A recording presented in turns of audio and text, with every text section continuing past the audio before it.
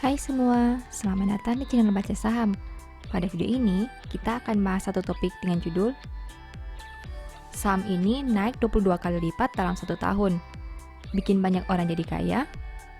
Untuk itu, simak video ini sampai habis ya, agar mendapat pemahaman yang utuh. Ada satu saham sektor media entertainment yang punya daya tarik untuk kita bahas. Saham ini listing sejak tahun 2018 dan dimiliki oleh salah satu konglomerat Indonesia. Kelebihan dari saham ini adalah harga sahamnya yang naik 22 kali lipat hanya dalam satu tahun saja. Selain itu, perusahaan punya utang yang sangat rendah, hanya 26% dari total modalnya. Apakah saham ini layak untuk dikoleksi? Mari kita lihat pembahasannya. Sekarang, saya mau bahas laporan keuangan triwulan 3 2021 saham ini. Berhubung laporan keuangan terbarunya sudah terbit, mari kita lihat perkembangan kinerjanya. Oh ya, di akhir video, saya akan memberikan kesimpulan dari analisa yang dilakukan. Untuk itu, nonton sampai selesai ya. Namun seperti biasa, pembahasan ini bersifat edukasi dan bukan rekomendasi. Kamu bisa saja rugi jika beli saham ini. Untuk itu, selalu berhati-hati sebelum membeli saham. Disclaimer on ya.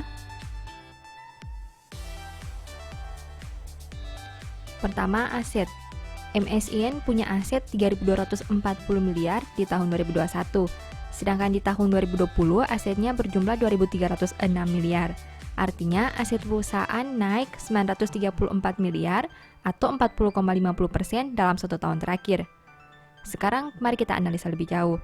Dari total aset 3.240 miliar, perusahaan punya tanah untuk pengembangan sebanyak 780 miliar. Artinya 24,07% aset perusahaan berada dalam bentuk ini. Jika dibanding tahun sebelumnya, pos ini naik 780 miliar atau 100%. Selain tanah untuk pengembangan, ada juga piutang pihak berelasi. Dari total aset 3.240 miliar, perusahaan punya piutang pihak berelasi sebanyak 626 miliar. Artinya 19,32% aset perusahaan berada dalam bentuk ini. Jika dibanding tahun sebelumnya, pos ini naik 34 miliar atau 5,74%. Kedua, liabilitas. MSIN punya liabilitas 673 miliar sampai triwulan 3 2021. Sedangkan di tahun 2020, liabilitasnya berjumlah 759 miliar. Artinya, hutang perusahaan turun 86 miliar atau 11,33% dalam satu tahun ini.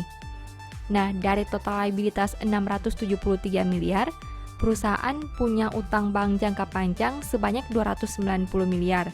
Artinya, 43,09% hutang perusahaan berada dalam bentuk ini. Jika dibanding tahun sebelumnya, pos ini naik 60 miliar atau 26,09%. Selain utang bank jangka panjang, ada juga utang bank jatuh tempo 1 tahun. Dari total liabilitas 673 miliar, perusahaan punya utang bank jatuh tempo 1 tahun sebanyak 182 miliar. Artinya, 27,04% total hutang perusahaan berada dalam bentuk ini. Jika dibanding tahun sebelumnya, pos ini naik 61 miliar atau 50,41%. Ketiga, ekuitas. MSIN punya ekuitas 2.608 miliar sampai triwulan 3 2021. Jika dibanding tahun sebelumnya dengan angka 1.547 miliar, berarti ekuitas perusahaan naik 1.061 miliar atau 68,58%. Nah, dari total ekuitas 2.608 miliar, perusahaan punya saldo laba belum ditentukan sebanyak 710 miliar. Artinya, 27,22% ekuitas perusahaan berada dalam bentuk ini. Jika dibanding tahun sebelumnya, pos ini naik 188 miliar atau 36,02%. Keempat, pendapatan. MSIN punya pendapatan 1.312 miliar sampai triwulan 3 2021. Sedangkan di tahun 2020 pendapatannya berjumlah 1.042 miliar. Berarti pendapatan perusahaan naik 270 miliar atau 25,91% dalam satu tahun terakhir. Kelima, biaya pokok. MSIN punya biaya pokok penjualan sebanyak 925 miliar. Sedangkan di tahun 2020 biayanya berjumlah 763 miliar. Berarti biaya pokok naik 162 miliar atau 21,23% dalam satu tahun terakhir. Keenam, laba. MSIN mampu menghasilkan laba sebanyak 211 miliar. Jika dibanding tahun sebelumnya di angka 124 miliar, berarti laba perusahaan naik 87 miliar atau 70,16% dalam 1 tahun terakhir. Ketujuh, rasio keuangan. MSCI punya ROE 11,01% dengan NPM 16,10%. Sedangkan untuk sisi resiko, saham ini punya DER 26,34%. Dengan kenaikan laba yang mencapai 70%, membuat rasio ROE dan NPM saham MSCI menjadi bagus. Selain itu, komposisi utang terhadap ekuitasnya juga masih rendah, di mana hanya 26% saja. Kedelapan, valuasi. Saham ini punya PER 173 kali dan PBV 19 kali. PER dan PBV saham MSCI sangat tinggi. Hal itu karena harga saham perusahaan yang naik signifikan dalam beberapa tahun terakhir. Artinya, kalau kamu tertarik dengan saham ini, harus siap menerima risiko yang sangat besar juga. Setelah melihat pembahasan tadi, ini kesimpulannya. Pertama, total aset naik karena ada pembelian tanah untuk pengembangan. Kedua, liabilitas turun karena ada pelunasan utang jangka pendek. Ketiga, kenaikan ekuitas berasal dari peningkatan penghasilan komprehensif. Keempat, laba naik karena pertumbuhan pendapatan yang lebih tinggi dibandingkan kenaikan biaya. Kelima, rasio keuangan terlihat baik khususnya untuk ROE, NPM, dan DER. Keenam, valuasi saham ini sangat mahal.